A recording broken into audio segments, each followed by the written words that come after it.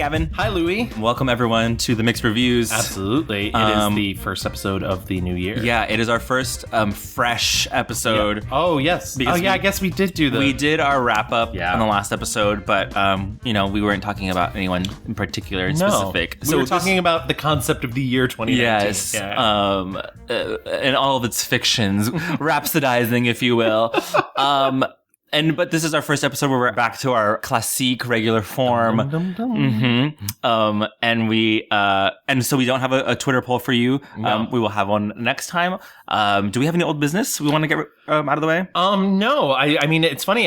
Not a lot of people even wrote into us to tell us what their favorite film was of the last year. But I mean, I think we're still in shock. We're still mourning from the Oscars. I think this is maybe, you've said this for a long time, that the Oscars are garbage and like nonsense. I'm just not an Oscars person. I mean, I want people to win accolades for their things. Right. But, I personally pit art against each other because that's what I do, but I don't think it's fundamentally really useful to try and be like, this is the best of the best. I think and I was talking to my friends about this. I think I think awards are useful in the sense that, it is a platform for more people to see things, right? Yeah. That reflect, like our human nature or whatever. So it is important, and it would have been amazing to see Jennifer Lopez win an Oscar for the Latino community. It would have been amazing to see Awkwafina and The Farewell be nominated. Yeah. It's no one needs to see Martin Scorsese get another nomination. It kind of cheapens especially when we were talking such a diverse year of filmmaking and movie making. Absolutely. And it's a shame when our highest awards, whatever, doesn't really reflect that back to us. But luckily, anyways, can't wait to see Todd Phillips win everything. Roll up with that Joker, just every single thing. I'm scared to watch the Oscars. I don't even know if I'm. Maybe we won't, guys. Okay, just come over. We'll get drunk. Yeah, it's fine. We'll have a meetup. Yeah, we're watching Hustlers. Yes. And that's it. It's a Hustlers Uncut Gems double feature. There you go. I guess, real quick, before we move into our subject of this week, I should say, this is the Mixed Reviews. Hi. We're a film podcast in which we talk about an actor, an actress, a director, or a film genre, and we talk about the good and we talk about the bad, and we give you a complete history. Yes. It's a bit of a filmic dissection, if you will. Filmic dissection. I like that. It sounds gross, but also accurate. Yeah, we take 2 weeks, pick a subject, watch as much as we can, come back, give you a little this, a little of that. I wish you guys could see the shoulder moves. Yeah, were those Fosse originals? I mean, I've been known to cut a rug, if you will. To tip tap, to dabble. I didn't realize we had Gwen Vernon with us, everybody. Oh my God. All I can think of now is Michelle Williams with her hands. That's actually maybe the huge problem that we're going to have at the Academy Awards is nobody's going to make a good fucking speech like Michelle Williams has for the last couple of years at the Golden Globes. So. I know. Who's our only hope? Laura Dern. Laura Dern, maybe. She's going to get up there and be like, tall women everywhere. We rise. Yeah, exactly. I found out she's 5'10". Wow. The other day. She's taller than me. Is she really? I'm 5'9". Oh. I'm 6, so. I'm a medium-sized person, okay? I'm not a short king. I'm not a tall. When I ordered a co-host, I ordered a medium. Thank you. And here I am. I should get the dryer. Yeah. All my fucking t-shirts. Oh, wait, no, I'm just getting fatter. Anyways, this week... Who are we talking about this week? We're here to talk about Alfre Woodard. We're here to talk about Alfre Woodard. What a interesting topic for us, I think. Absolutely.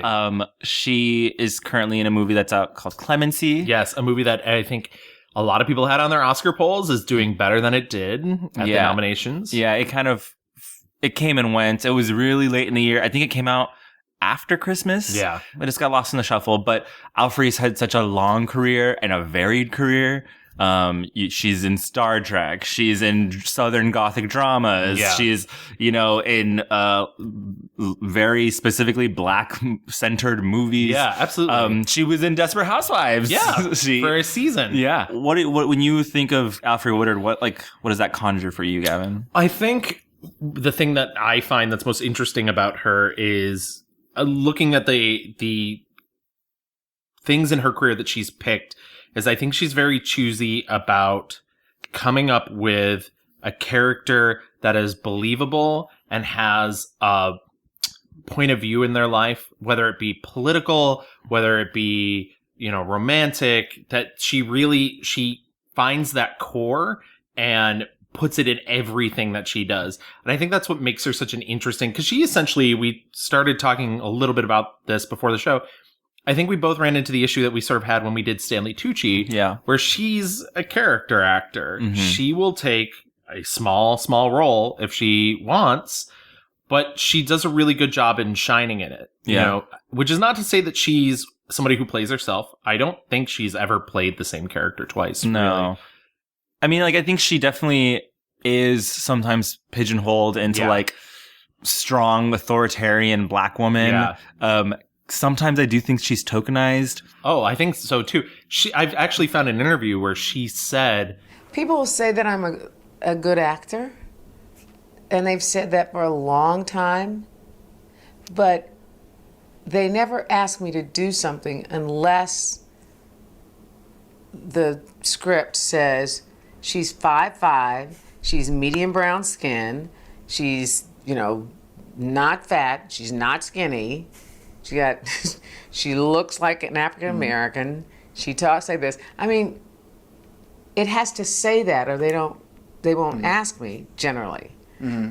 Now, do I want Helen Mirren's job as the Queen of England? No, I can't be the Queen of England. But if you say I can act, then you should have called me about all the other things that didn't say the woman has to look just like a Windsor. Mm-hmm. So I think I've done well with what I've been asked to do, but it's a big loss that I didn't get asked to do things that I was really capable of doing. I mean, the thing is also she is instantly recognizable. I think a lot of people will be like, if you don't know her name, you show her a picture and you're like, oh yeah, I know her just from she has a very recognizable face. Very recognizable voice. Yeah.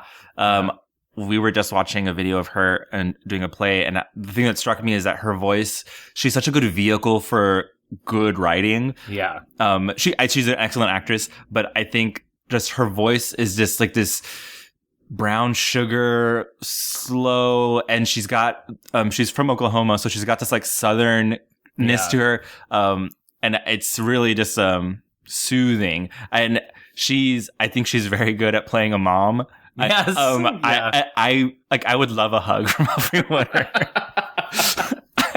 Because she's that stern but compassionate. I think she's a very empathetic actress. Yeah, I think that's sort of what I was trying to say, even though it was a little sloppy about her core. We've often talked about actors on the show who sometimes think, drama is big and it's screaming and it's intense. And I think she has those moments, obviously, because everybody has those moments in their life, the breaking point. But it's not a ton. Mm-hmm. And I think what it is she takes everything in. Yeah. And sort of lets it brew in that core. And then it comes out and it's thoughtful and it's measured. I had a little success. I'd done a couple of TV movies and all, and I'd worked for Bob Altman. And my father saw something, I was doing a lot of dramatic stuff. He said to me, he goes, I know everybody's saying you were really good in that. I think I got an Emmy nomination. He goes, he said you're really good in that. And you were, but he said, I think you act too hard. And I said, what? He goes, you act too hard. It's too much. And I said, well, Bob Altman and Jan Kadar don't think that. He goes, yeah, but I'm your daddy. They don't know. So that haunted me. The next time I was on set and I was doing something that called for drama, I heard you act, and I was like, I'm going to kill him. So my father's voice told me. But the funny thing about it was he said, if you he says, just pretend you doing all that. He goes, you mess around, you lose your mind. He said, those people won't even do anything about it. I was like, okay. Don't act too hard. Don't lose your mind. I haven't taken that to heart, though, obviously. The best example is she famously is in Civil War, Avengers Civil War, yes. Captain America Civil War, whatever. Captain America Civil War. For one scene. Yeah. And it is very affecting. Okay, what am I trying to say? I don't think the movie is the best movie of all time or whatever. I'm not trying to say Civil War is so good or whatever. But I think they said, we need to find someone to play a mom who could convincingly tell Tony Stark that you have failed. Yeah. You killed my son. It is because of you and your decisions that, like, the Avengers suck and, like, fuck you very much. And she has one scene to get it done. Yeah. And it's not a long scene. No. And they fucking put Alfre Woodard in it. And I was like, done. I mean, she knocks it out of the park. It's so funny, too, because I think that, I completely agree, which is not, I'm going to slightly shift. I think it struck people in an interesting way, too, because she was already involved in a Marvel property, which is another testament to her power, is that you can place her in, you know, Luke Cage, where she's playing Black Mariah, or, you know, Civil War. I forgot about Luke Cage. Yeah. And holy shit, that was good. And playing a completely different character and not have it feel out of place in your continuity, in your, you know, cinematic universe, quote unquote. Right. That you have this person who's playing multiple roles. And what's wild though is like both those characters are moms. Yeah. But like Black Mariah is evil. Like and she plays it like so slinky and like you believe she's a dangerous woman, Ariana Grande. And then the complete opposite in this other nameless role really in Civil War, where it's like the frustration and horrors of a mother who has, you know, lost a son. But all good things. Let's just get into our rewind, yeah? Absolutely.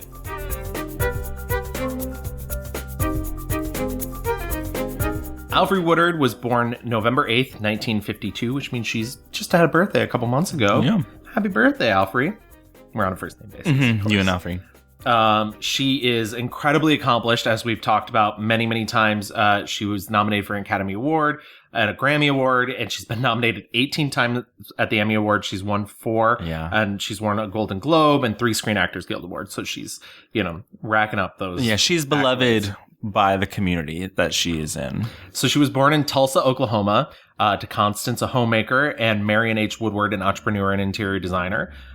She is the youngest of 3 children, the baby. One of my favorite facts is that she was a cheerleader in high school, but not only was she a cheerleader, she was head cheerleader. Uh-oh. I could see that. Yeah, absolutely. Woodward attended Bishop Kelly High School, a private Catholic school in Tulsa, and graduated there in 1970. She studied drama at Boston University, and she graduated from there as well. It's funny, I listened to her talk about, and I'm going to butcher this anecdote, so I'll probably just insert a clip, but I listened to her talk about improv exercises at the Catholic high school.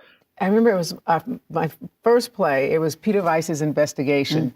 And nobody, so she was holding, like, everybody had to, improving. And so we were all divided between the Nazis and all the defendants. And nobody wanted to be the Nazis. We'd be like, 15, 16, let me be the Nazi. And she said, back then they wore habits, and she was like doing her rose when she says, oh, don't think you can't be a Nazi. Nazis are not born. I see your little fascist ways out in the courtyard here. Don't tell me you can't be a Nazi. And Lord knows we are learning just every day in every country we live in that fascism creeps. Yeah. I don't know. I think that was a really interesting formative thing for her, because I think it taught her that there is a judgment and a kind of a sense of self-righteousness in everybody that may lead you in the wrong direction. Right. She has said several times that she is an activist first, not just an actor. She's been doing activism since she was in her teens. Okay, so I have been a social activist since I was 14. And so it preceded me discovering I was an artist. And so my sense of being an artist is completely rooted in my activism and my spirituality. That doesn't mean that I don't go out and do, political plays on the corner, but I will do street theater if it's good, and I have done it. And you can see that in a lot of her movies. Absolutely. All the roles that she chooses, not all, but like a lot of the roles she chooses in small, tiny little films, you can tell, I'm like, oh, there is a definite political bent to the story. She's trying to say something. Oh, absolutely. So she made her professional theater debut in 1974 on Washington, D.C.'s Arena stage.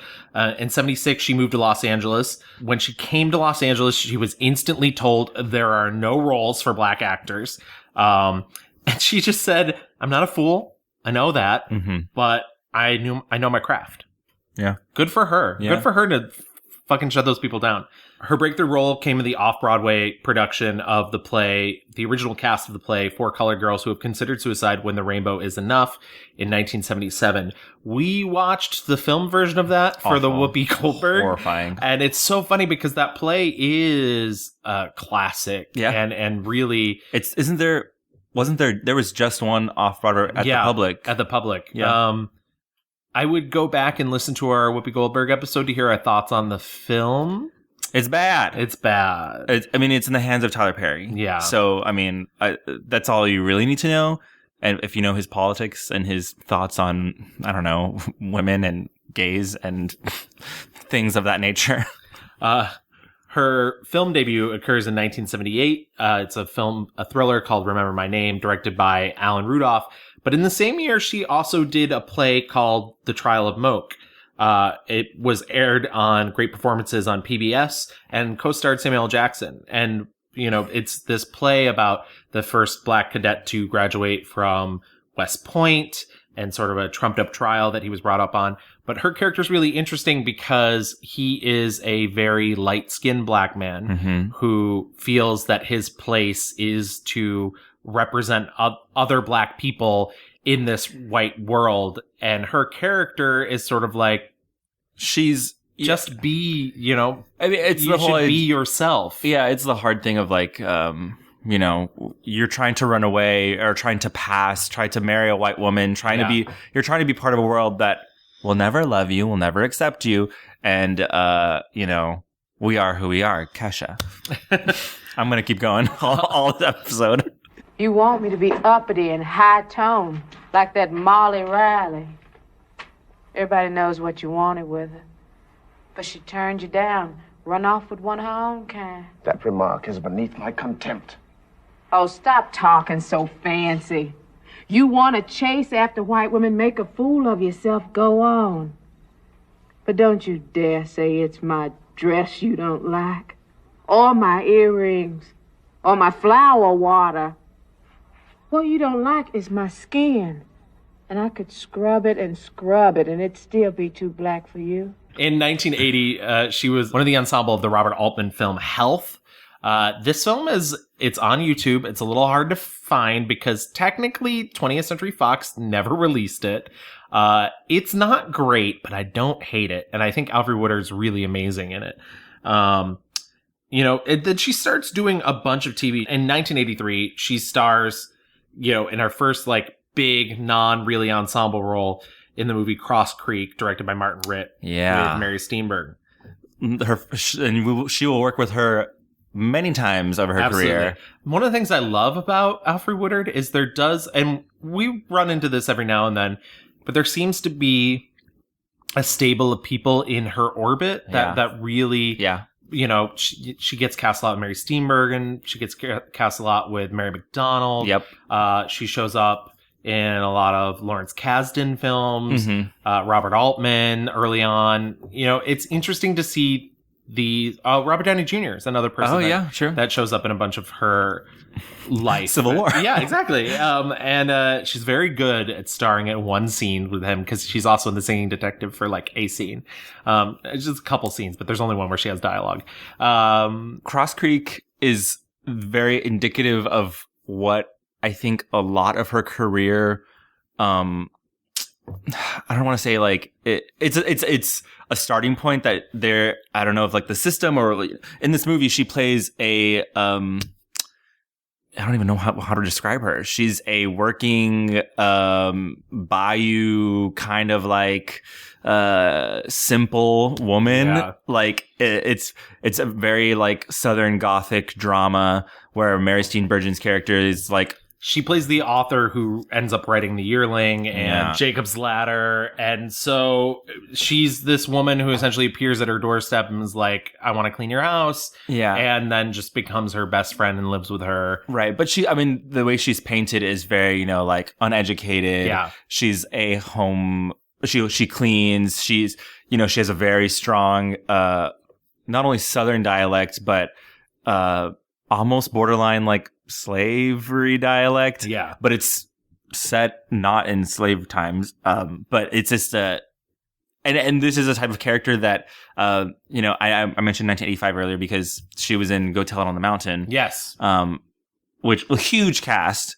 And I don't know. I think as we go and talk more about these movies, there are moments where she is asked to play a type of black woman when you can tell that is in service of a white story. Yeah. Compared to playing a black woman in the service of a black story. And I was like, it makes me feel so gross or uncomfortable when, probably white directors are like expecting a certain performance from a person of color, compared to a movie that is clearly in the hands of an African American community. And, it feels a little bit more, I don't know what's the word, but it feels a little more authentic. Yeah. I've been watching how you do it. But you a woman, and you live by yourself, and don't nobody take advantage of you. That's something I learned off of you. But she gets a nomination for an Oscar for this movie. I was just going to say, so she's nominated for her first and only Oscar nomination for Best Supporting Actress. But I do want to build off what you're saying, and I don't want to lose ourselves in the timeline. But one of the things that frustrated me is exactly that. The other thing, which I think grows out of that, is there are other films, more modern set films, where she's essentially playing the same role, but not in the same way, not in the Southern kind of, not very smart dialect, smart characters with full lives, but their life only exists to serve the story of a white man. Yeah. And this happens over and over again. She'll appear in films, even films I liked. I mean, Mississippi Grind, she's in a scene, but like it's a movie about white people, and it seems like she's only there in service of that. Mumford was another one where it was just like, I don't understand why Alfre Woodard's in this movie. Like, this unremarkable white man is the subject, and it just, yeah. And it's the same thing where I just kept thinking, like, these are white male directors and writers who've written these roles without thinking about the microaggressions that come along with it. Yeah. As a grown African-American woman, and especially as a woman who has been in cinema and television for the past 46 years, I experience microaggressions, not only daily, but hourly. But the way that I have kept my joy is in a constant state of forgiveness. Because most people don't mean to be a dick. Most people don't mean to be a jerk. Most people don't mean to be really vapid. So if they come off that way, give them a chance, because hopefully we're all learning. It doesn't mean you look over things. If you feel like it, if you're not tired, maybe explain it. If you don't feel like explaining it, just let it go, but don't take offense, because offense is baggage. It's difficult because I think once this movie comes out, she's kind of known as this Southern. She's really good at being Southern. Yeah. And being in these gothic or dramas about black people in the South. And I think she's very good at it. I just think there are times, like there are movies that just work better and utilize her better, and are not just kind of like using like tropes, or I don't know. Watching Cross Creek was hard. Yeah. I think I think she's good in it. I thought everybody was good in it. I also found the movie, besides hard to watch, also incredibly boring. I'll be honest. I feel like that type of biopic, especially when there's not a lot of dramatic tension involved, doesn't really. Even in that movie though, like the main character, is like, leave me alone, I just want to work. And this man just keeps like being like, no, you're being a bitch, like why? And just let me like love you. And I was like, ew. And in the end, she's like, you know what, you're right. And I'm like, what the fuck? So that's Cross Creek. Also, so she doesn't win the Academy Award, and she never gets nominated again because we live in a fucked up society. Wild. But in 1983, she does go on to win her first Primetime Emmy Award when she does a 3-episode arc as Doris Robbins on NBC's drama Hill Street Blues. She does a ton of TV after that. She's nominated for Primetime Emmy Awards for her roles in the films Word by Heart, Unnatural Causes in 86, and A Mother's Courage, the Mary Thomas Story in 89. In 86, she also stars opposite Farrah Fawcett in Extremities, which is based off a 1982 off-Broadway play. It's all right. I watched it. I had to I had to rent it from Amazon, but I didn't see it, but I mean, that was when Farrah Fawcett was big. And Farrah Fawcett does, not to delve into Farrah Fawcett leads a couple of films around that era in which she's like the victim who then like has to turn the tables. Then, I mean, I guess if you're gonna make a career out of it, but she wins a Primetime Emmy Award for Outstanding Guest Actress in a Drama Series for her performance as a dying leukemia patient in the pilot of LA Law. So she has like all these sort of fingerprints everywhere. And then she gets cast from 1985 to 86 as a series regular on St. Elsewhere. She plays the role of Dr. Roxanne Turner, who's, very strong and independent, but also played as kind of a love interest for Denzel Washington's character on the show. It's wild because like during this time, there weren't a lot of people who were going back and forth between TV and film. And I feel like it was often seen, and we've talked about this in a couple other episodes, it's often seen as doing TV was lesser, especially in the 70s and 80s. Yeah. You could transition from TV to film. Yeah, but going backwards. But going backwards was never. Nowadays, it's less because we're in the golden age of television. Everything's a prestige drama. And, Alfre was doing it for ages, honey. Absolutely. And snatching trophies, okay? She leaves the show after a year, but comes back in 1988 to do a single episode and gets nominated Holy shit. at the Emmys for Guest Actress. In 1987, she does an HBO film where she plays Winnie Mandela, the wife of Nelson Mandela, in the HBO film Mandela. Said Mandela many times now.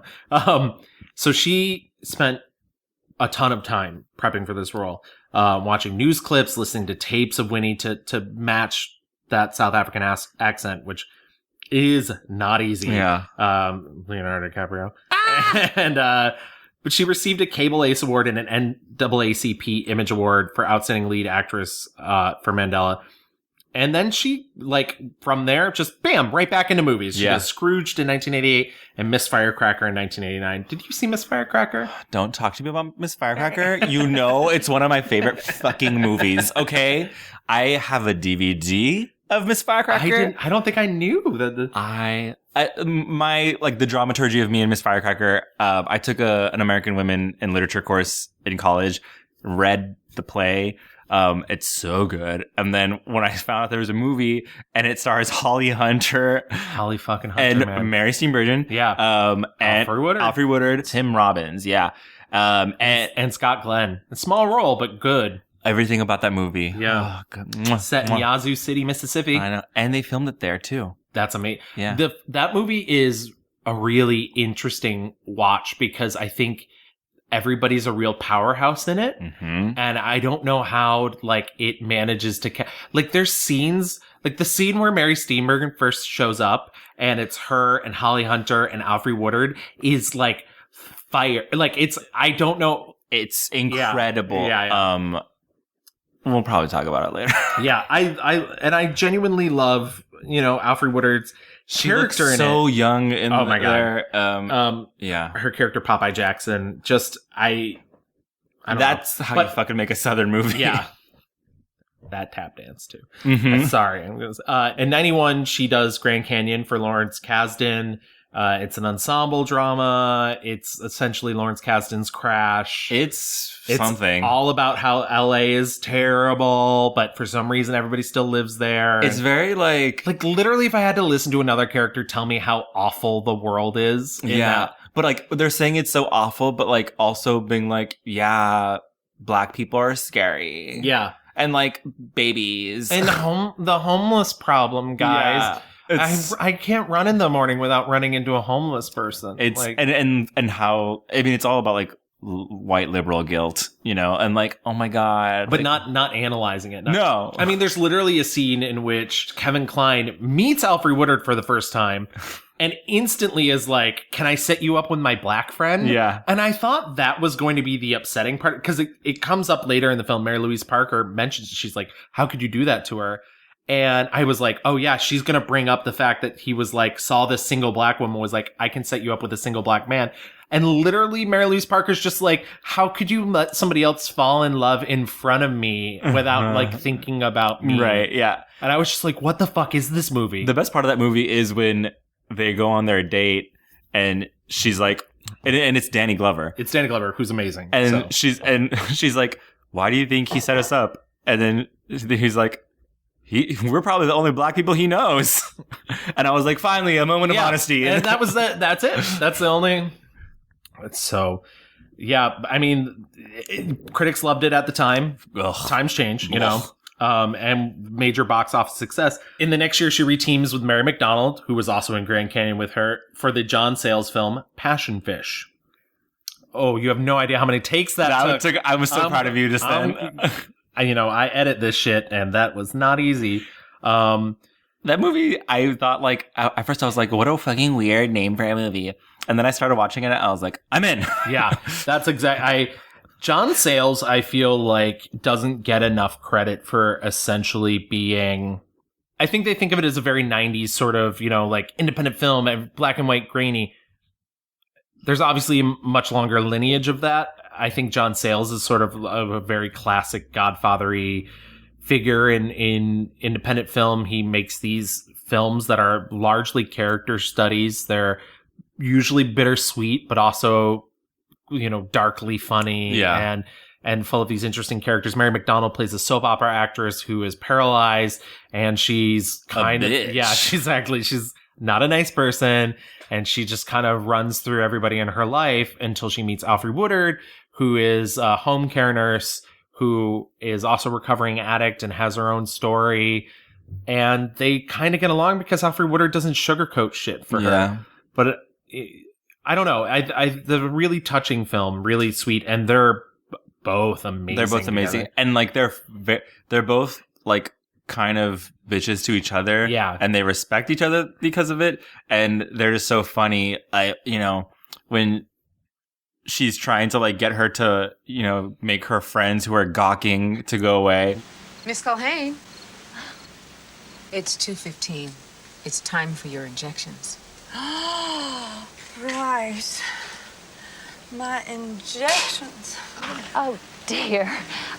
Have we overstayed our welcome? If I don't have the spasms, they only take about an hour. Well, we were just passing through anyway. And now we know where you are. Do you think I'll need the restraints today? They've been set up. Excuse us, please. It's available on Amazon Prime right now. Yeah, if you want to watch it. It's definitely worth a watch. Everybody was like, she's gonna get an Oscar. She's gonna get an Oscar. She's gonna get an Oscar. Not even nominated. But she got her first Golden Globe Award nomination for Best Supporting Actress, and she won the Independent Spirit Awards for Best Supporting Female that year. So, clearly she didn't go unnoticed. It's just frustrating that the highest board can't. The same year, she does a cute little romantic comedy called Heart and Souls with Robert Downey Jr., good friend. Well, I'm assuming this is where she met him. Cute movie. I've loved that movie since I was a little kid. And honestly, my favorite thing about it, I rewatched it, is still all the background interplay between her and Kara Sedgwick. This is Robert Downey Jr.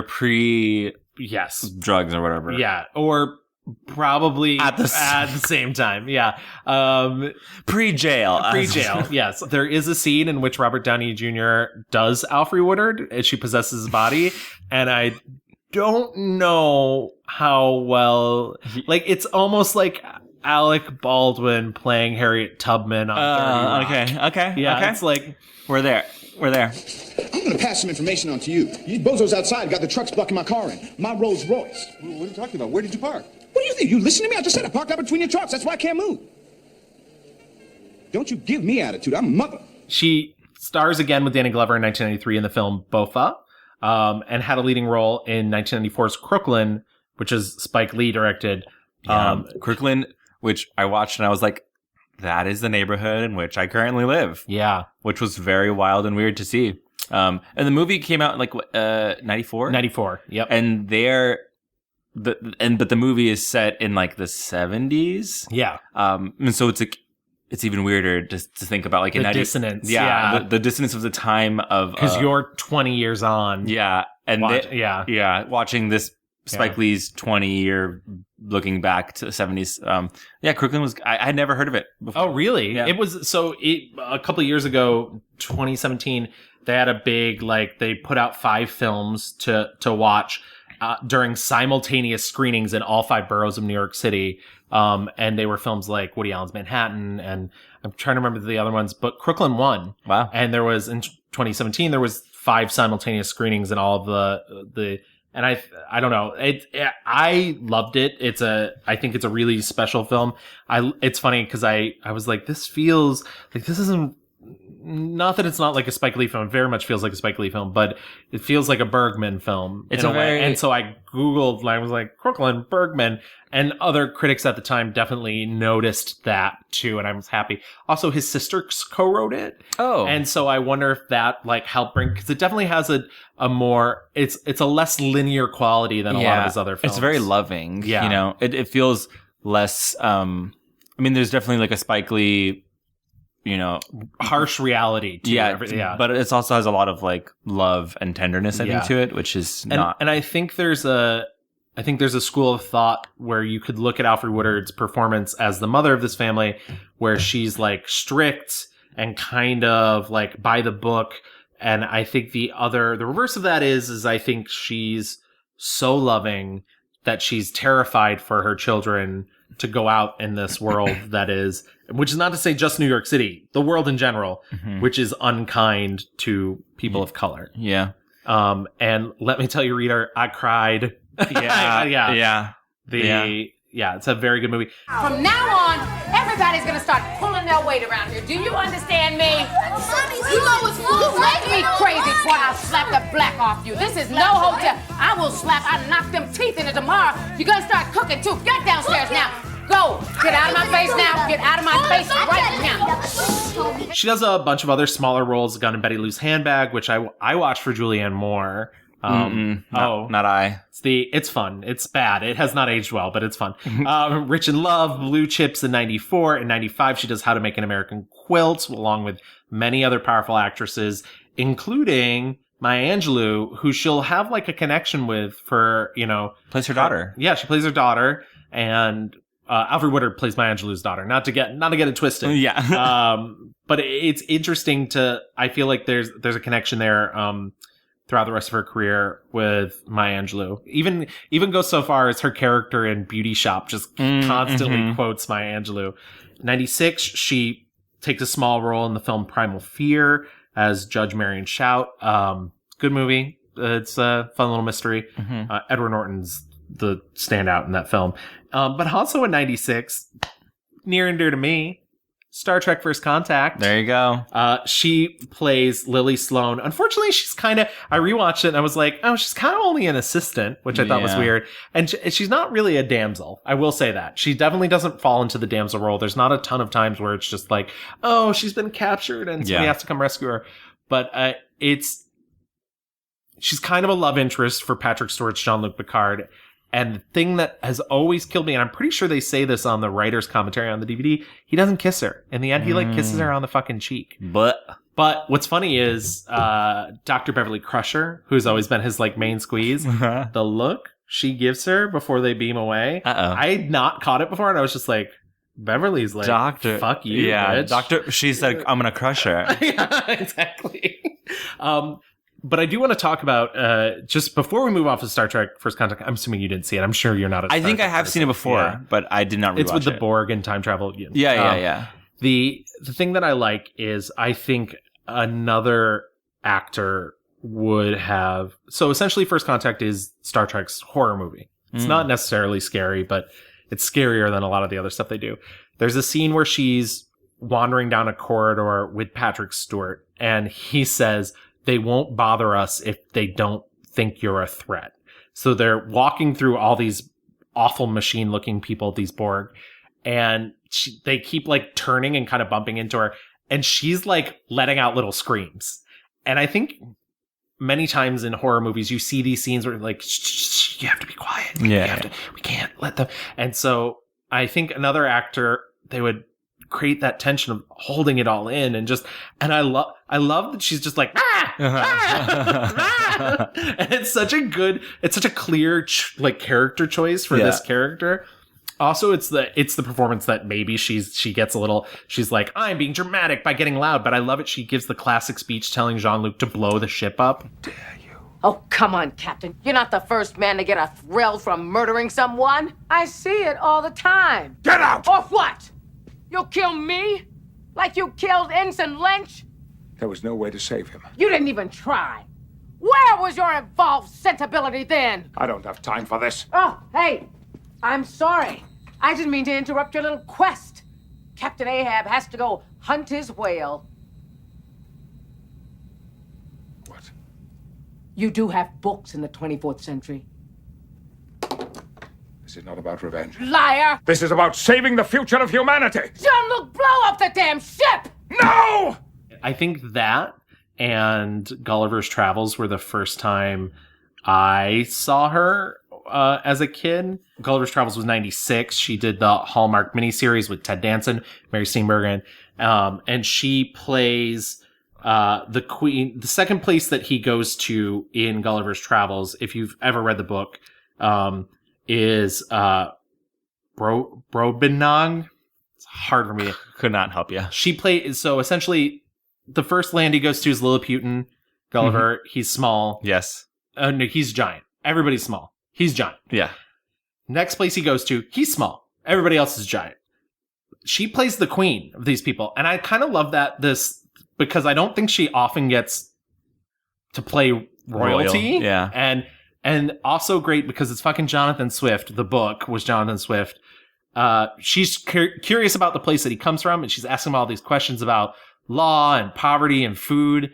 And he doesn't understand because what she's essentially describing of their kingdom is that they're fucking socialists and everything's great. And I don't get it. Yeah, exactly. And he's like, in England, it doesn't work this way.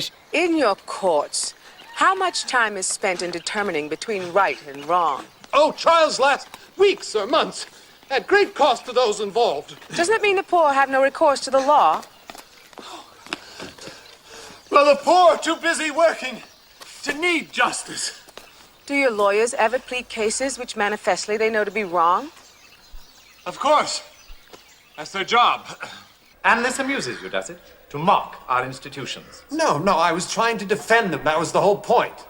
You said your taxes raise more than 5 or 6 million, and yet the state spends more than double that amount. How can a kingdom spend more than it receives in taxes?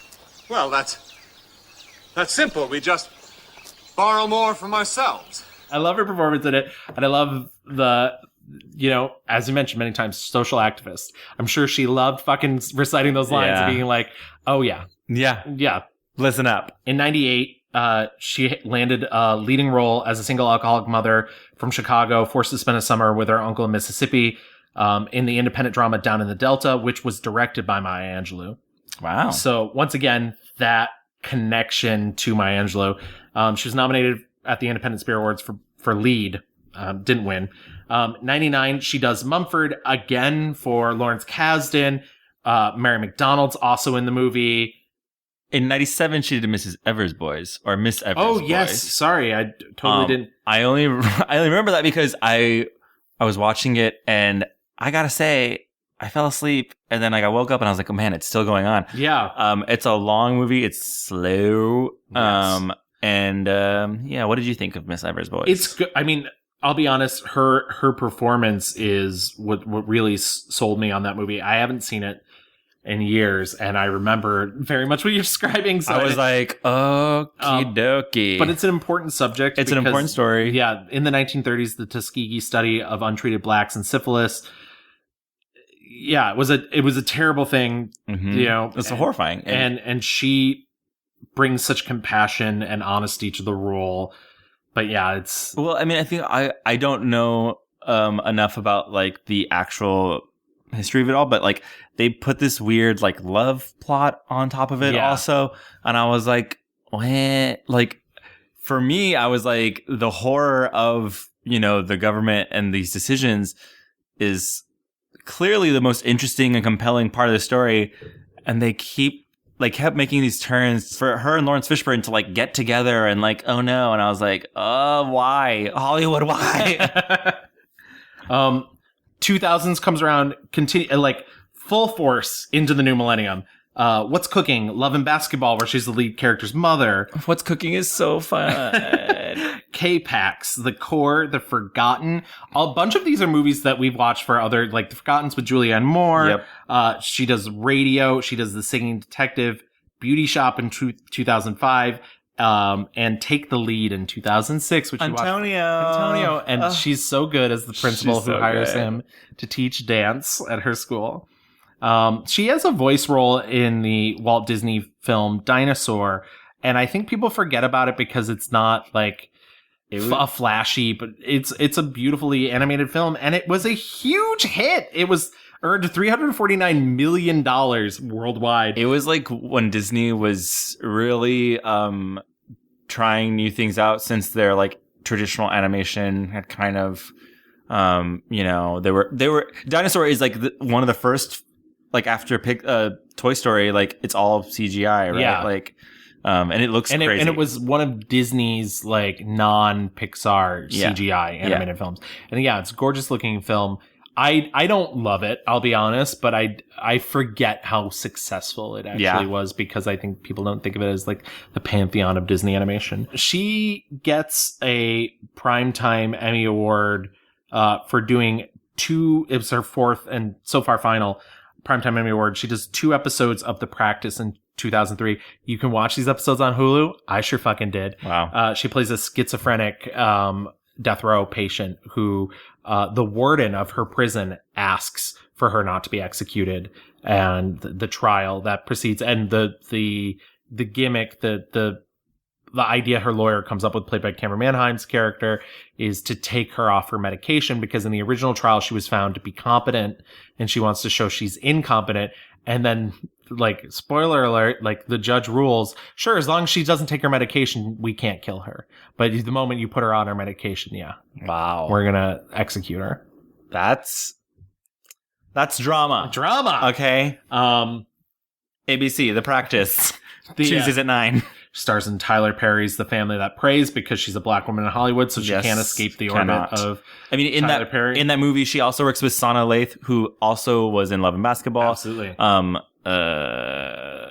God, what's the other? Like, there's 3 like black women in that. Taraji P. Henson. Taraji P. Henson. Yeah. And she also, I wish it hadn't been this film. Mm-hmm. She works with Kathy Bates. Yes, and that's right. Kathy Bates is also an original Robert Altman person, and like, I would love to see them in another movie together. Yeah, not that one, not this one. She does so much TV towards the end of 2010.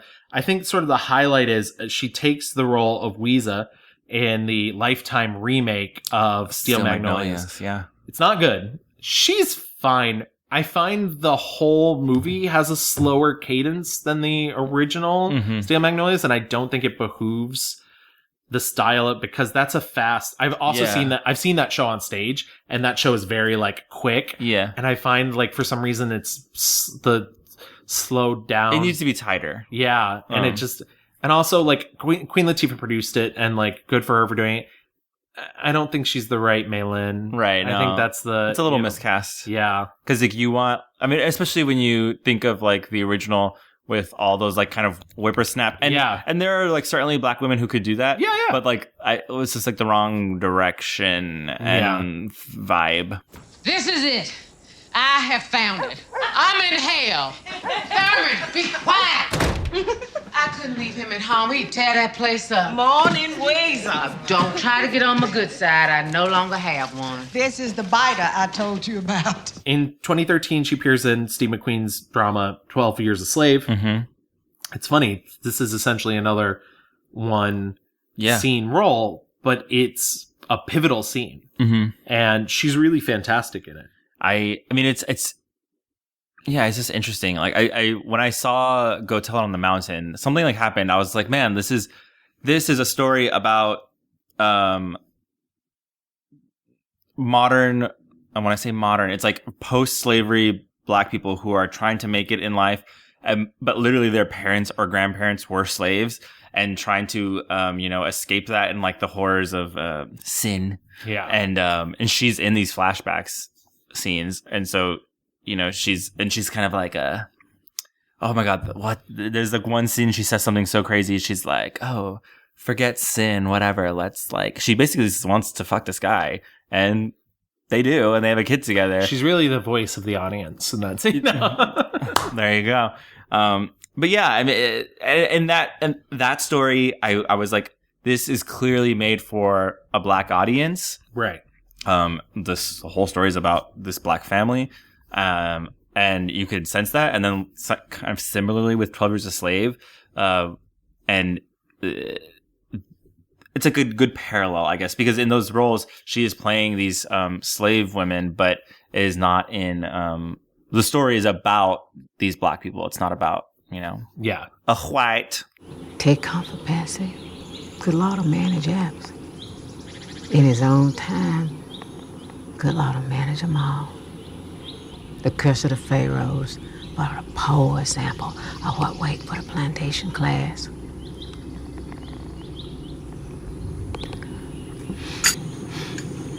This is nice. 2014, in terms of film, she does Annabelle and Mississippi Grind. She also stars in the independent drama Knucklehead, playing an abusive mother. And I love the fact that she's not willing to shy away from these dark performances. She gives them her all.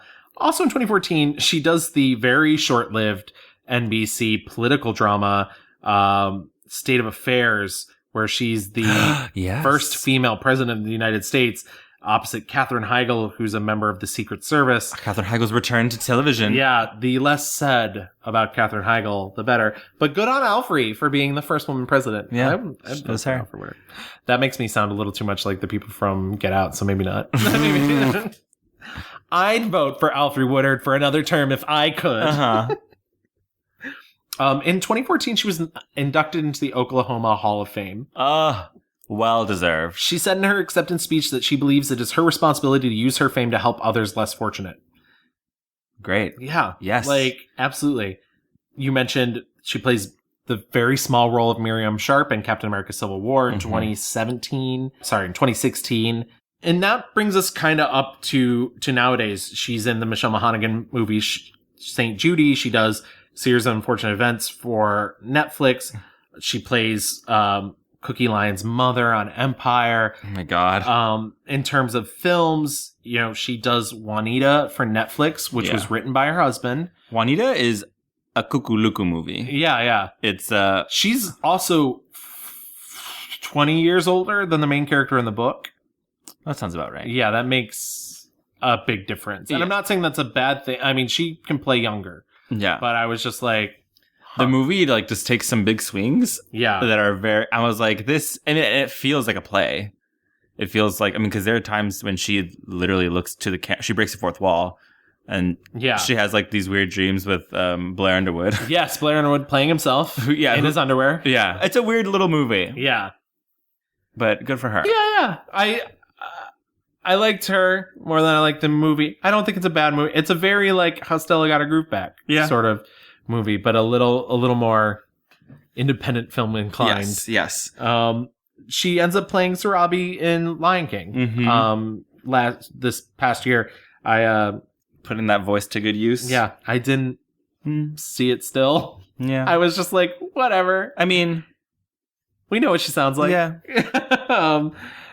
She's currently being able to be seen on the Apple TV series C with Jason Momoa. Yes. Where everybody is blind. It's a future where everyone's blind. Supposedly, she's going to be producing a upcoming 4-hour television miniseries about Fannie Lou Hamer, a voting rights activist and civil rights leader. So, in terms of her career, Doing all right. She's done it all. She's done it all. We mentioned Clemency. We'll probably talk about it more in the fast forward. Yep. She currently lives in Santa Monica, California with her husband, Roderick Spencer. They have 2 adopted children, Mavis and Duncan. She's a Christian Scientist, which I did not expect. Never would have guessed. Yeah. In 89, she became the founder and board member of Artists for the New South Africa, a nonprofit organization dedicated to combating the African AIDS pandemic and advancing democracy and equality in South Africa. The charities raised more than $9 million and provided health care to over 3,500 South African AIDS orphans. She's a Democrat. Yeah. I mean, obviously. A strong Democrat. Yeah. Supporter of LGBT rights and same-sex marriage. In 2009, she joined a group of American film directors and actors on a cultural trip to Iran at the invitation of the House of Cinema Forum in Tehran.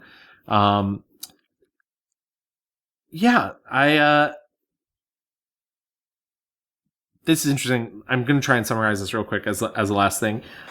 She appeared in 2015 on TLC's Who Do You Think You Are? And that's a program, they do genealogy and whatnot. They found out that her great-grandfather, Alex Woodard,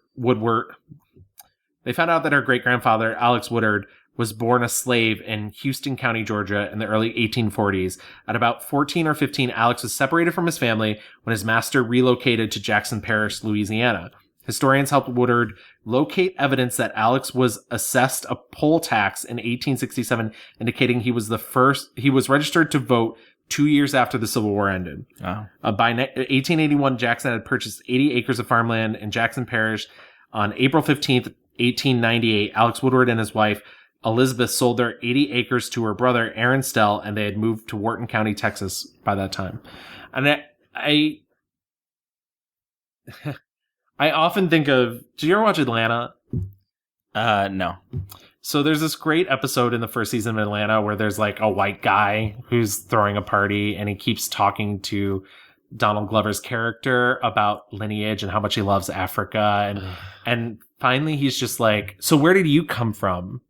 And Donald Glover's like, oh, well, I came from this part of the country. And he's like, no, like, where did you come from? Uh-huh. And Donald Glover just goes, oh, well, I don't know, because there's this very spooky thing called slavery.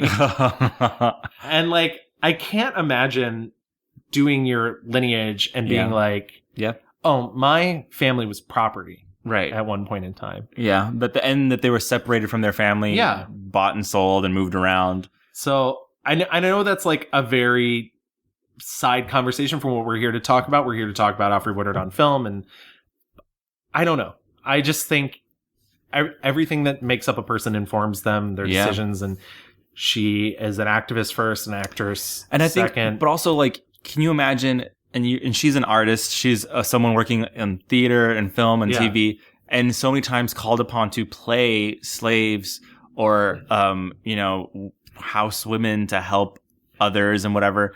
And she is standing on the history of her own family that lived this experience. Yeah. And so there is something, and I guess that's why when she is used to do that in ways that I think that are like ineffective and like disrespectful, it's that more like uncomfortable. But when she is deployed really well, and it feels like kind of like this, I don't know, this strong like triumph. That I think maybe that's like the root of like what you just said is the root of maybe why, where it's like, this is gross seeing her, have to put on this like affectation of a dumb, uneducated woman who's servicing, these white people, as opposed to, really acting the truth, and telling these stories that we shouldn't forget, Right. Like I've said this many times, watching 12 Years a Slave is hard, but we cannot forget, like, this is the true brutality of how things work. Yeah, I would rather watch a movie that told me the truth than tried to comfort me. And tried to be like, oh, this white lady is so nice to her. Right. Like, oh my goodness. Right, exactly. I had such a good, nice Southern white woman be like, we're going to help you, do better your life. Yeah. Ugh. No, I agree. Should we move into our 5-star reviews? 1-star reviews? What do you think? Let's do our 1-star reviews. Cool. So my pick is, and you didn't mention it in our recap, but I think we did mention it in our drag episode. And so this is 2000's Holiday Heart. Have you watched? I did not. Okay. I saw that it existed. It exists. It is available to stream now for free on Amazon Prime. It is directed by Robert Townsend, and it stars Ving Rhames as the titular Holiday Heart. He is a drag queen, in Brooklyn. He is, oh boy. Yeah. And he is the hottest thing in town. Also all you have to know about this movie is that the, poster, I mean, it's about a drag queen. Yeah. Like, period. The poster though shows Ving Rhames out of drag. I had no idea. And it's, and you know what? I just saw Alfre Woodard, was nominated for a Golden Globe for this performance. But not on my watch. Okay. Okay, let's just bring up the plot. Okay. So Holiday Heart is, a drag queen, there in Chicago. He's supposedly, allegedly, like the best in town. People love him, but he is dusty crusty. I'll let you, I don't know that they had any drag people say, hey, this looks crazy. He has this boyfriend. He dies. The whole ridiculata melodrama of this movie.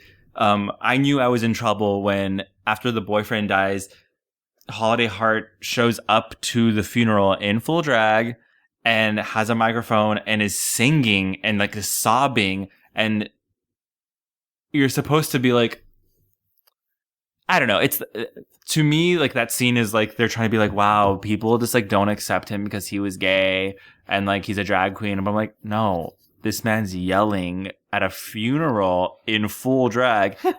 I'm not saying like a drag queen couldn't go to a funeral, perhaps, but drag queens in all spaces, but it like, he just not the message, not the right. Anyway, he befriends, Wanda, and that's Alfre Woodard, and she has a young daughter, Nikki, and Wanda is an addict. He befriends them, lets them move into his now very spacious house because his boyfriend has died. Wanda, though, gets back on drugs, and and the movie just does a lot of like punching down, I guess, to all three of these people, Nikki, Wanda, and Holiday. Okay, I love him. All right? You satisfied? I want to have something that I thought I never would. A real family. No, Holiday, all my life I've been trying to get into the loop. I'm so tired of being different. I wanted to be in a family that I could be proud of. Like a man and a wife and a child. You act like God picked you and only you to give a hard life to. Well, look around, baby, because it's a big world out there. And believe me, it's turning mostly on misery. The only thing saving any of us is the good Lord's mercy. I am trying to talk to you. I don't want one of your religious lectures. And I don't want your bullshit. How's that? Alfre specifically, it is the only time that I saw where she's going the full yelling, bombastic, crazy. There's a scene where she's like on the phone and I was like, for the first time I saw Alfre like acting, you know, reaching and like, and it's hard to watch. It truly is hard to watch because I think like this is a movie that thinks it's doing something, you know? But honey, no. It was bad. I don't want to talk about it anymore. I remember like seeing it on like when we were doing the drag episode. I remember like seeing it on lists of like movies about drag queens, and I was like, oh, maybe not. But now I was like, oh, maybe I should watch it now for Alfre Woodard. And I can't. I mean, I cannot believe it's hard to when you know somebody is so good at acting, and so like convincing in embodying their roles. I saw an interview with her where she kind of questioned whether she loses herself in roles or she's recognizable. And I think that's really important to her that she not be seen acting. I think that she wants to be believable. And yeah, it's frustrating, especially when you know what someone's capable of, to see that. Right. And the movie does nothing for like redeeming this woman. I think this movie is very mean to her. I don't think it is like, I don't think I'm being naive when I say that this movie just doesn't, it's trying to that thing where it's like, it's real. All this is real. And it's like, I don't know if you're being real or just being very cruel. Yeah. Because whatever message you think you're sending is being lost with like all this horrible music, horrible editing. Like it's, and it's disrespectful, honestly, to, drag queens 1, addicts 2, and my eyes 3. I'm gonna go with something that's a little less realistic, or trying for a little less realism, though, depending on what you believe. My 1-star review is 2014's Annabelle. Annabelle is a film. It's a spin-off of the movie The Conjuring, which I thought when it came out, I've yet to rewatch it, and I should at some point because I really liked it.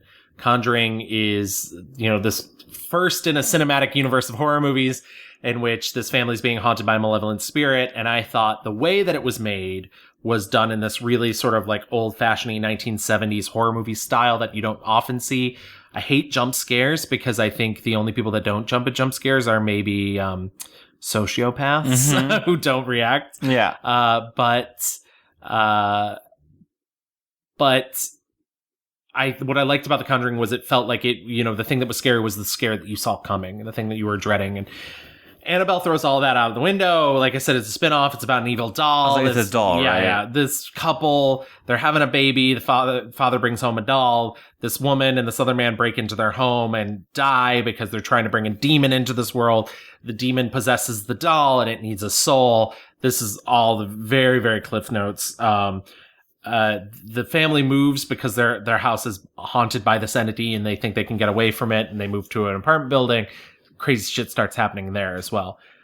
Enter Evelyn, I believe is her name, which is Alfre Woodard's character, who's a bookseller who also lives in their building, who is in tune with the spiritual world because, well, she's black. Right. And they do that. Exactly. That, yeah. I don't particularly think what you're experiencing is the ghost of that girl. Why not? Well, ghosts haunt specific places, usually where something terrible has happened, like your old house. We moved and it's still happening. Which is why I don't think it's a ghost. But now that cult, you said that they were trying to summon something.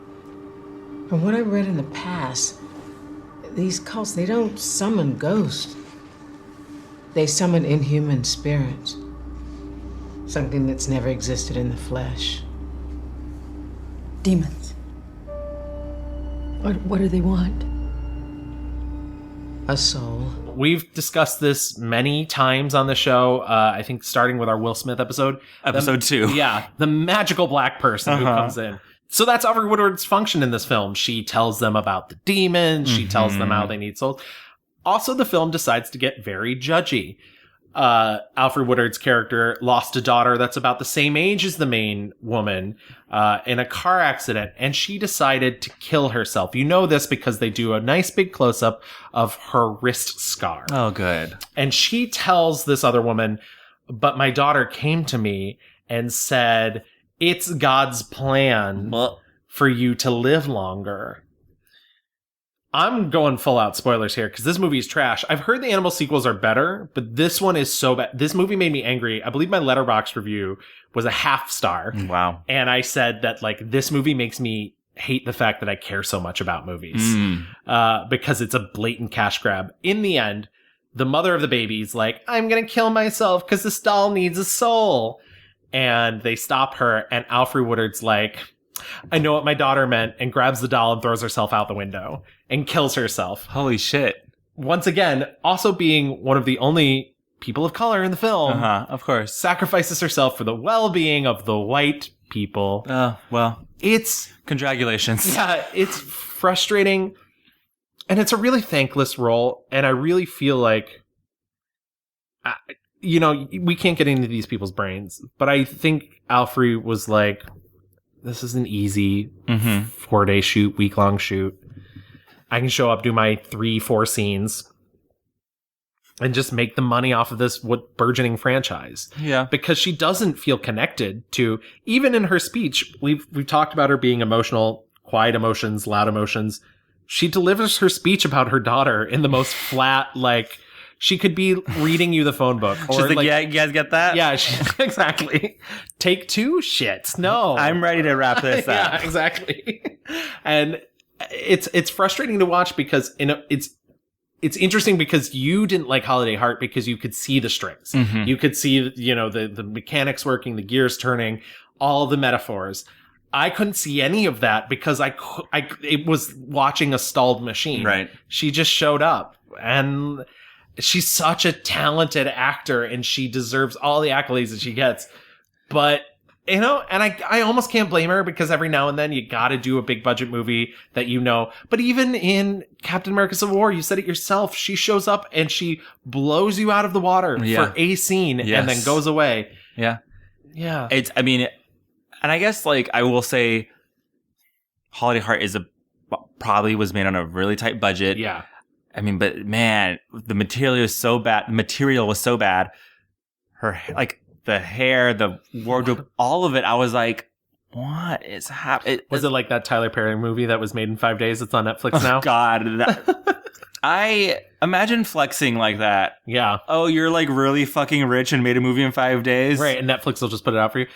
But yeah, so Annabelle, real garbage, Holiday Art garbage. Was there anything else you saw was garbage? Because good transition point. Tyler Perry, The Family That Prays. The Family That Prays. I don't think did you say you didn't see the full thing? I didn't see the full thing.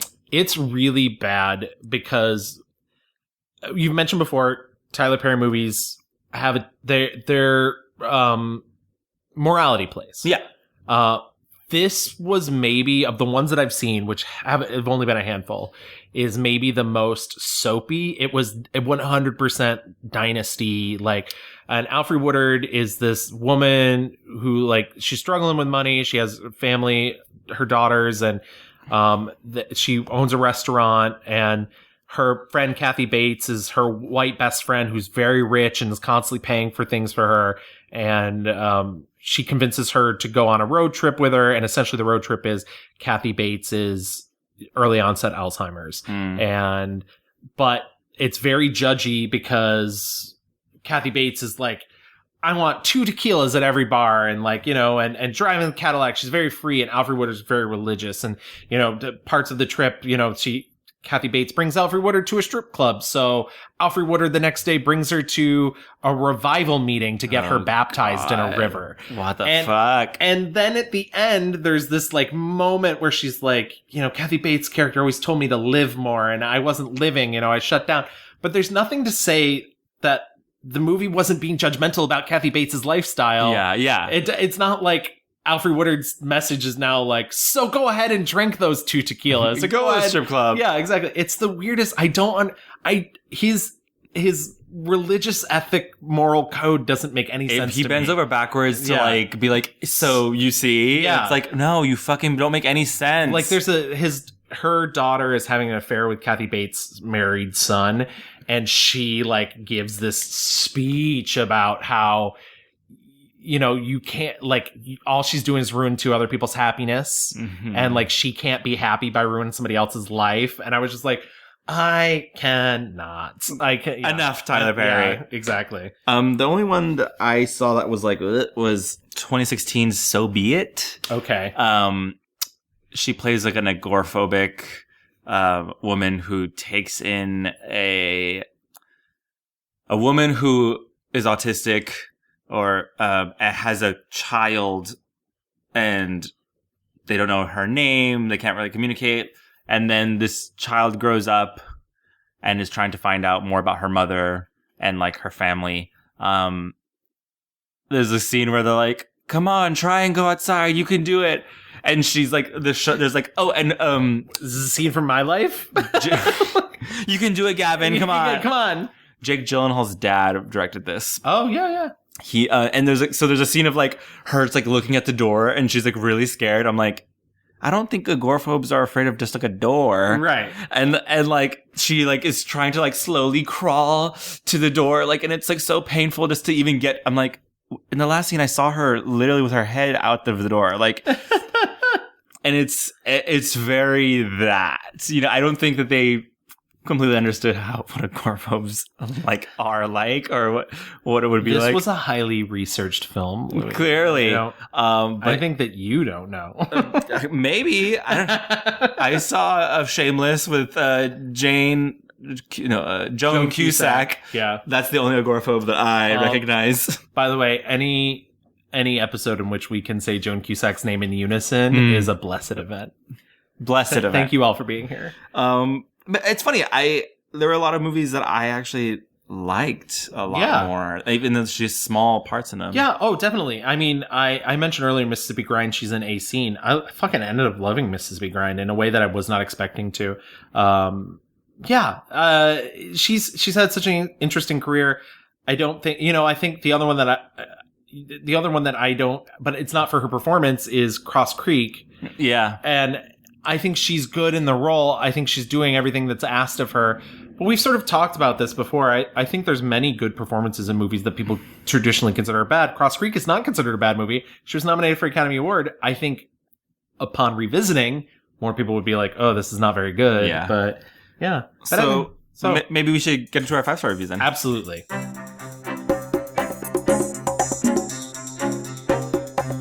Here's the thing. I think I love and appreciate Alfre Woodard so much because her body of work, kind of in the same way we were talking about Regina King, it is such a good reflection of Black American culture. Yeah. And I just am so appreciative of seeing things where I'm like, this is not for me. This is for a Black audience who are going to love this so much. And I mean, like, Love and Basketball is the crown jewel, of, a rom-com teenage, for Black audiences. And she's barely in the movie. She plays the mom. But she's in a lot of movies like that I think, that I just like love so much. In What's Cooking, I thought that was like, really interesting. My pick is Miss Firecracker in 1989. There's no movie, there's no portrayal that she does that is like Popeye Jackson. She is, and I know we're going to insert a clip of her, but it's not going to do it justice because it is such a physical role. Yes. And she is so funny. She is so funny, and we don't get to see her be funny a lot of times. No. And I do wish for that. Yeah. And so there's like, Miss Firecracker is based on the Beth Henley play, Miss Firecracker Contest. And, she plays Popeye Jackson. She is a, seamstress, who the lead character, Carnell, has hired to help her make her, costumes for this, the Firecracker Contest. Carnell is an outsider. She is trying to, remake herself into something perhaps that she is not, all in the hopes for a little glory, a little respect in the community. It's alluded that she's kind of been a loose woman. She's called Little Miss Hot Tamale, but she says, "I'm going to church now."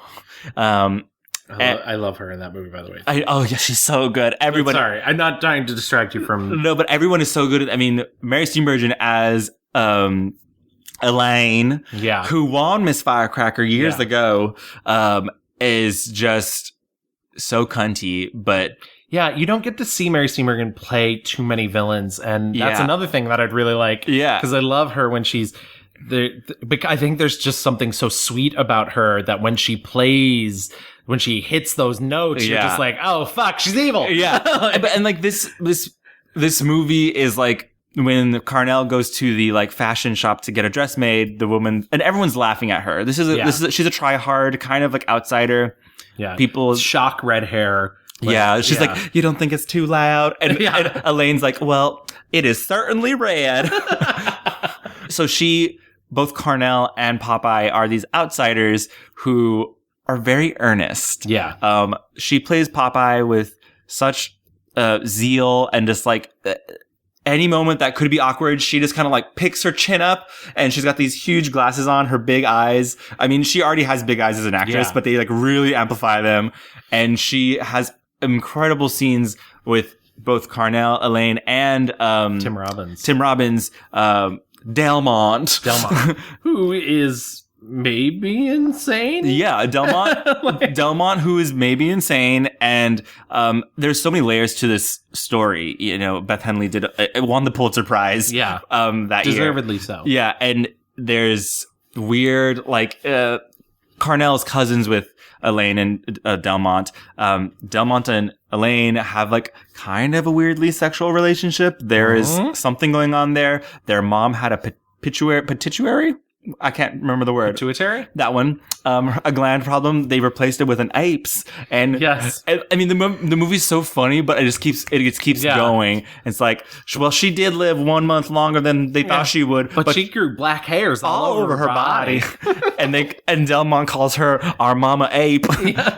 When she meets Popeye, Popeye's like, well, I used to make costumes for bullfrogs and I sell them. They're really good pets.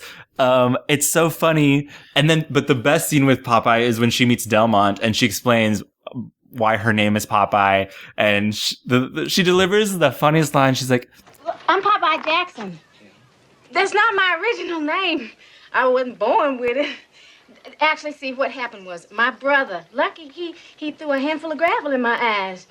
And it was stinging. And then he gave me this little brown bottle of drops to put inside my eyes, telling me that it was drops for the eyes. In fact, it was drops for the ears, causing this burning sensation that made me scream out and cry like the devil. And I got me some glasses, and my eyes bulged out a little bit, and folks were just calling me Popeye. And the name kind of stuck with me, Popeye. That's how I got that name. It's a very tragic tale. Oh, no. Actually, the fortunate part of it is I can now hear voices through my eyes. The movie is all very earnest, and it's just like, it reminds me like this is how you make a movie about the American South. So she did recently in November did an Actors on Actors with Cynthia Erivo, and it's really great. But one of the things she talked about is her acting style. And all I could think of when she was talking about it was this movie, which is funny because this movie is so long ago now. Yeah. But she talked about when she was starting out. You know, I was an odd child. Yeah. And you can either be odd and apologetic about it, or you can be really odd and just like, I'm not going away.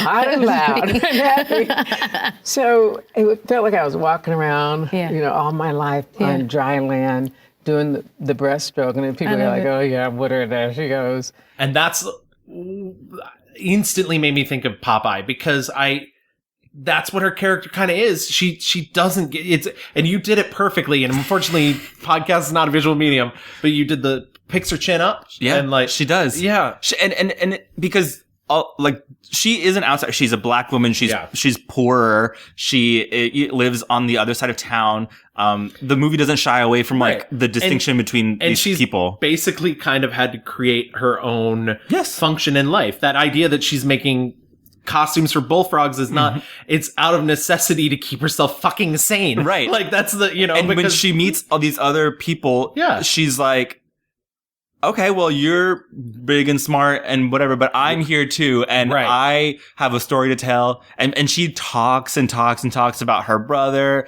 and, how he got bit by a water moccasin once and he died.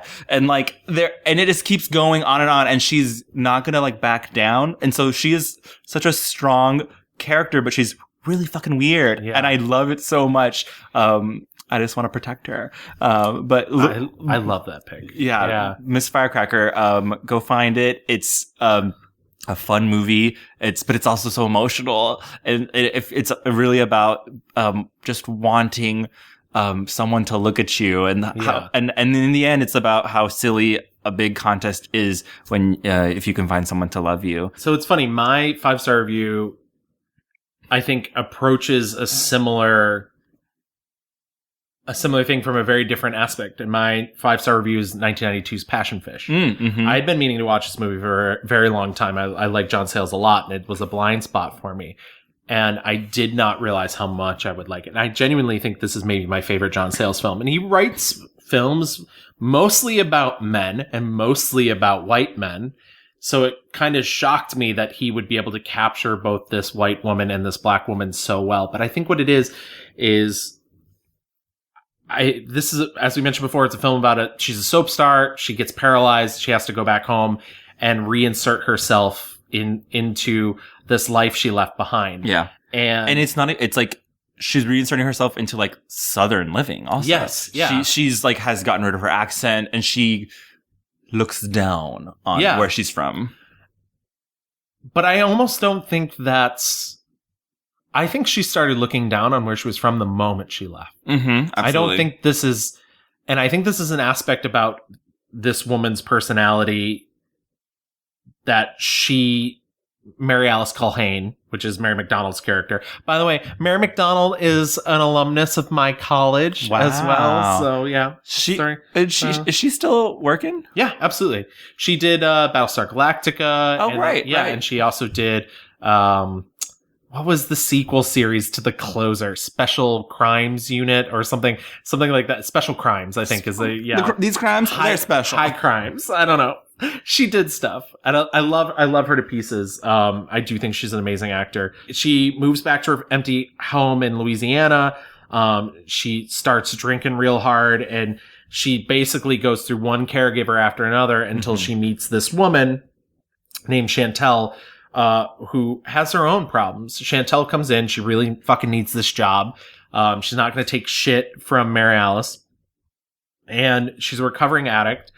But what I like is the movie doesn't focus on these terrible, like the alcoholism is a big part of it. And obviously Chantel's like, you don't need this. Right. Like you need to stop lying to yourself. Right. And I do like also the movie takes time to put them in their roles. Like Chantel on her first day or second day, like leaves Mary Alice alone, and Mary Alice falls. Yeah. And she basically realizes like, I need someone. I can't do this alone. I can't do this alone. And also that Chantel can't, she needs to be there. She can't just go gallivanting around. Not that she was gallivanting, but there was a series of events that kept her away from the house. She goes, right, and she meets like a guy, right, and there's like kind of like a little tryst, if you will. Right. And so I think what I liked about this movie a lot is it's a really interesting character study. It's not the most exciting plot, really. No. It's kind of a series of visitors in a way. Yeah. She gets visited by her uncle, who's like a gay man. And it's funny because there's like that moment after he leaves between her and Chantel where she's just like, of course everybody in the family knew. And Chantel's like, yeah, it takes all kinds. Like that's all that's mentioned of it. Her higher class friends come. They're like, is that you, Mary May? Yeah, exactly. Oh my goodness. Old friends, and they're talking about people they used to make fun of, and Mary Alice is like, that was me. Yeah, that was me, you bitches. Yeah. I think my favorite scene in the movie, or one of my favorite scenes, is when her co-stars come and visit, and you get oh my god, I just remembered who they are. Yeah, exactly. You get a very brief role from Angela Bassett in the film too. And all the stuff that happens in Mary Alice is really fascinating and really interesting, and it's great. And there's this amazing monologue that occurs during that scene. But also on the opposite side of that, there's a scene in which Angela Bassett and Alfre Woodard talk to each other in the kitchen, and they both realize they're from Chicago. So, you from around here? Chicago. Really? Me too. Cooley High. With the Sable. Where'd you live? Euclid Street. Ooh, Bill Hill. Father must have been a doctor, huh? I'm from out of Cabrini Green. It's a long way out. Yeah. So, how's she doing? See for yourself. Oh, I don't think I could handle it. You and her good friends. We spent a lot of time together. Work, you know. Yeah. You two seem to get along pretty well. We spend a lot of time together. And what I love about that scene is you've spent so much time with Alfre Woodard, and probably due to personal biases, you think like, oh, well, she was not someone who was well off. She's this drug addict. And Angela Bassett comes in and she's like, where are you from? Alfre Woodard tells her where she's from. She's like, oh, you're rich. Like your daddy was a doctor, wasn't he? I come from Cabrini Green. And it's this amazing moment where it's like, oh, you as an audience have been assuming one thing. Right. But everybody has a story and everybody has, and that's what I find really fascinating is it's a not short movie. It's a little over 2 hours, but being such a character study, you really get to know these two people. You get to know their friendship, the way their lives work, the way things tick for them. You find out, you know, Alfre Woodard's character has a daughter who's been living with her father because she was an unfit mother. Yeah. She lost custody, and I don't know. There's also a really good, like, Alfre Woodard is kind of like wingmanning for her. Yes. And bringing this like hot carpenter dude and they go like on the boats. Yeah, David Strathairn. Yeah. And if I get that wrong, Dan Mecca, come at me. Come at me. Get her, Jade. The title of the movie comes from when they're on the boats and they're catching passionfish and like cutting them open to like see, I don't know, their future or something. Yeah, because it's a fish that eats the little fishes and the yeah. What's funny about that is when the movie came out, everybody was like, "Oh, like this Louisiana myth." John Sayles invented it. What? It's not a real thing. It's not a real thing at all. He made it up for the movie. Wow. Yeah. He's making exactly myths up. Yeah, I really loved the film, and I really loved sitting and existing with those characters. And, you know, it's quiet. It's not, and it's very much nice, and it's sweet, and it's not soapy by any means, which is funny because soap operas take up so much time in the movie. And right. Yeah. It's funny because you see a lot of scenes of her in the soap opera. Yeah. And then when her friends come down, they're like, oh, well, then the car accident and amnesia, and they're talking about all these like ridiculous. She's like, oh, and I'm pregnant now, and she's like, well, that's weird. Your character is sterile, and she's like, oh no, well, an alien knocked me up. That's the you know. And so you have like that kind of parallel to the like quiet escape that they've made from both of their and literally as the movie goes on, Mary Alice. Her accent is coming back. And so that by the end of it, she is speaking again like a Southern woman. And I also like the movie's kind of frank about her diagnosis. It's not like, oh, she's going to get better and everything's going to be fine. It's like, this is her new reality. Yeah. And she hates it. She hates it, but she has to adjust to it if she wants to continue on in this world. And Chantel basically has to tell her that constantly. Yeah. She's like, you can't drink yourself into a stupor every day. Like, this is it for you. Mm-hmm. And so, like, you either go on or you don't. I don't know. It's a very personal, very quiet film. And I don't know. It's interesting, too, that we both picked Southern movies, but Alfre Woodard is not Southern in this film, No, she's not. Yeah. So... But anyways, was there anything else that stood out? I mean, I talked about Star Trek First Contact earlier. Yeah, I think Crooklyn is like a must watch for everybody. I want to quickly mention a 2017 movie on Netflix called Burning Sands. Yeah. It's again a story that is for a Black audience. It is brutal, but not cruel, I thought. Yeah.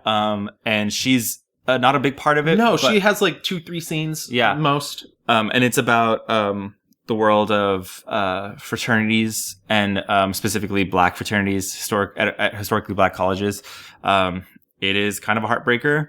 And it's at some points hard to watch. But again, I thought like she probably saw the script and was like, yes, we need to be talking about this. Yeah. And how we treat each other.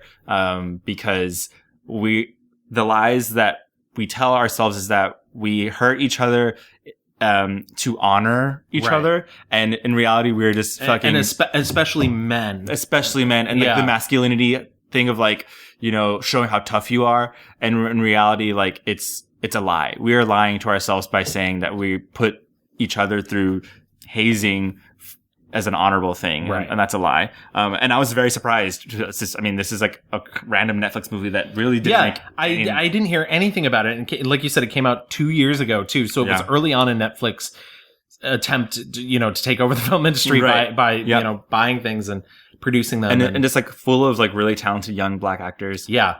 I really liked it too. I watched it on Friday. I do want to, real quick, before we move into our fast forward, I do want to say it's a bad movie and maybe not worth watching, but if you can find clips of her character from Beauty Shop,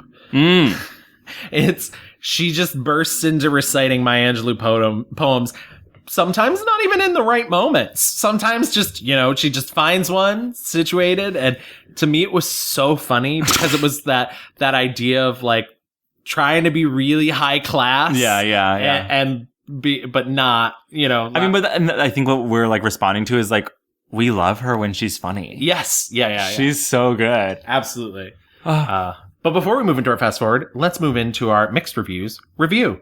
My 1-star review was 2000's Holiday Heart. And my 1-star review is 2014's Annabelle. My 5-star review was 1989's Miss Firecracker. And my 5-star review was 1992's Passion Fish. Let's move in to our fast forward. So we talked about that she has a movie out right now. Yes. I don't know that it will be out much longer, unfortunately. But, then it'll get its existence on cable. Right.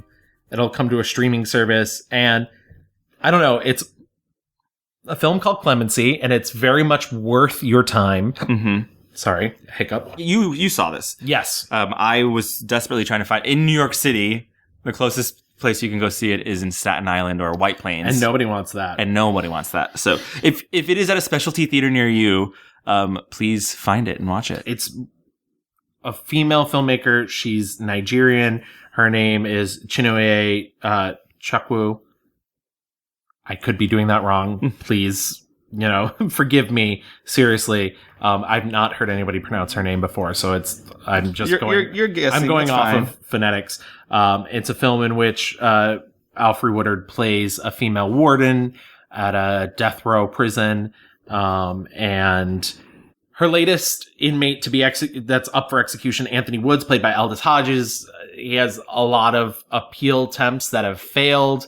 His lawyer, Richard Schiff, has been trying for years to get him off of death row, and it's just speeding towards this date. And you can see that these deaths, these executions have each one just takes a bit of her soul from her. It's a very, very quiet performance. Wendell Pierce plays her husband, and this is affecting her marriage in a really negative way. These years of this buildup. How do you keep doing it?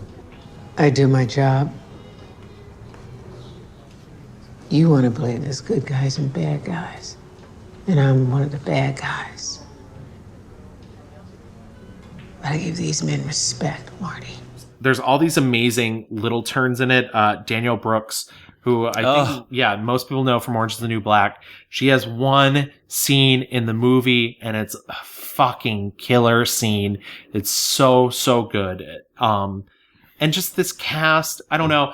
But the thing that Alfre Woodard's doing in this movie is exactly what we're talking about, where it's just real quiet and internal, and just, there's these moments where she just dazes out, and the camera just stays on her face. And maybe some of the best face acting I've seen in a long time. And it's frustrating because it's very clear that, like, this is an award-worthy performance that people just ignored. Yeah. And I'm not saying they wouldn't if she was white or if the subject matter was different. It's just really frustrating that it feels like that's definitely part of it. Because it is basically an anti-capital punishment film. Mm-hmm. I don't know how you could read it any other way. Right. On her IMDb, there's only one other thing coming up for her. It says Fatherhood in 2021. There's not much. You know what I would love, though? I would love to see her back on stage. Yeah, absolutely. Like, man, and I have to believe, like, I bet she's so good on stage. because she's just such a physical actress. And so seeing her kind of like working, and like really like getting into a good, a play would just be, so incredible. And the thing is she's 68. Mm-hmm. So she's not as young as she once was, though she is incredible looking. Yeah. She does not look 60. She does not look 68. Yeah, she's like the same age as my mom. And this is like no competition. Sorry, Mom. But that, you know, because she is so physical and so, but then again, you know, I just saw David Alan Grier in a Soldier's Play. In that show, he fucking throws himself down on the ground like 7-8 times. No, also in his mid-60s. So like, whatever. Who knows? Yeah, age is just a number. But like, I want her to, I want to see as much as I can before, you know, she retires. And like, I want, you know, I want to see her on stage. I want to see her do more comedies. And I really do like when she's funny. And I like when she's weird. And I like that she doesn't care if she's awkward. She says she loves playing villains because it's a part of her personality she can't tap into that much. And, and I don't know. I want all these things for her. But I more than anything, and this is out of her control, is I want the mainstream to recognize what a jewel she is. Yeah. And she's had a great career. That's not me saying she hasn't had a great career, but a lot of these things that we've talked about that we've loved have not been things in the mainstream. Right. Have not been roles that, you know, have been written for her or it's, I mean, it truly, like, Meryl Streep is her contemporary, you know, right. They're both women of a certain age, and Alfre Woodard should be getting the same level of roles that Meryl's getting. And they're out there, you know, like, and you're right. Like, more things like Clemency should be made for Alfre Woodard, where she can, because a lot of, in both of our picks for 5 stars, she is a supporting cast. Yeah. Like, there's not a lot of movies where she is the lead, period, throughout her career. And so, like, Clemency, you know, I remember being like, oh wow, this is very clear. Like, on the poster, it is her. Right. And that is it. This movie was sold on her. And this performance. And, what's wild is that, like, she fucking killed it. Right. You know, and the people that did see it were like, this is an amazing career defining performance.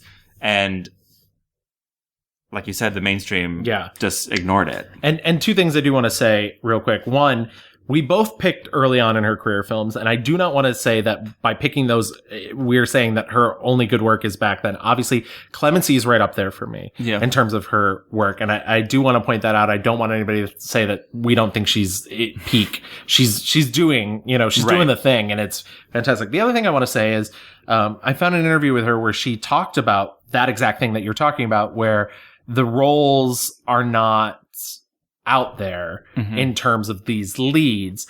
And now that she's of a certain age, she's too old. You know, she said, like, what people are going to go see her in the Sojourner Truth biopic? Like, it's not, you know, so they're not out there and she recognizes she's, you know, a woman who's she's a woman of color over 50. Yeah. And she knows, like, these things are not going to come to her as often, which is, I mean, so unfortunate and indicative of the business that is film. Right. Yeah. And I think I think about, like, I don't mean to compare, but, you know, of, say, like, her and Viola Davis, you know, Alfre Woodard has been working, I think, longer than she's older than Viola Davis. But they do kind of occupy the same space of, like, strong black woman. Yeah. But, and they're both dark-skinned women. Yeah. They both talked about how, like, they didn't, I mean, Alfre Woodard worked when she was younger also, but really not, like, breaking through to the mainstream until later in your career. Yeah, it's interesting. They did an Oprah roundtable. It was her and Viola Davis and Felicia Rashad, and they're talking about competition amongst. Every time I would hear the name of another woman actor who's African American, it was your manager or your agent or the agency going, you know, oh God, okay, I hope I hope she turns it down. If she turns it down. So it was like every time I would hear my sister's name's called, it would be with that, and so I'd have to negate. And I'm like, well, you know, you negate that. It's just it's a spiritual practice I've had. But I realized that all of us had more in common with each other than we did with anybody else in the world. We have our friends, our loved ones, our family, but there is a language that we speak, that we walk that same walk everywhere. We know how it feels. But it's because the roles, the pool, the percentage is so small. Yeah, Hollywood makes them believe that Yeah. it is a competition because they only give like one role out for, Yeah. you know, per big movie. And it's like, we should be making the pool bigger. Yeah. Like, you know, that's it, you know. There's plenty of, the talent is all there. Yeah. And so, you know, I think she's had an excellent career, varied. She gets to do all sorts of things. And I hope that now we still get more. I hope. Well, I mean, she's put in the hard yards and she's done everything, you know, as an activist, as an actor, she's done everything she can. And I just think it's, you know, my criticism is not for her, it's for the system that she's unfortunately in, is that they need to start recognizing the brilliance, whether it be giving her the roles, you know, creating these roles that need to be seen with her in them, or rewarding her for them so she's seen as the prestige that she is. Yeah, totally. And let it begin with us. Exactly. Here in our 2019, the mixed reviews, so saith Alfre Woodard. we salute coronate you. Yes. But yeah, so I think that wraps up Alfre Woodard. Thank you so much, everybody, for listening. As always, you can find us online on Twitter at The Mixed Reviews. We're on Facebook. Just type in The Mixed Reviews. You can email us at reviewsmixed@gmail.com. We're also on Instagram, where Gavin posts all of our good extra goodies and content at _mixed_reviews. It's good stuff. And if you want to listen to us, you can listen to us on Apple Podcasts, Stitcher, Spotify, iHeartMedia, Google Play Music. And also, if you do listen to us on Apple Podcasts, please rate and review us. Leave us a nice 5-star review. Write us a little love note, and we'll read it on the air. We actually did get one recently, and I'll read it next episode. I promise. There you go. And keep a lookout for our Twitter poll is back officially now that we have a singular back again. Back rolls. So yeah, until then, guys, we'll see you on the flip. Absolutely. Bye.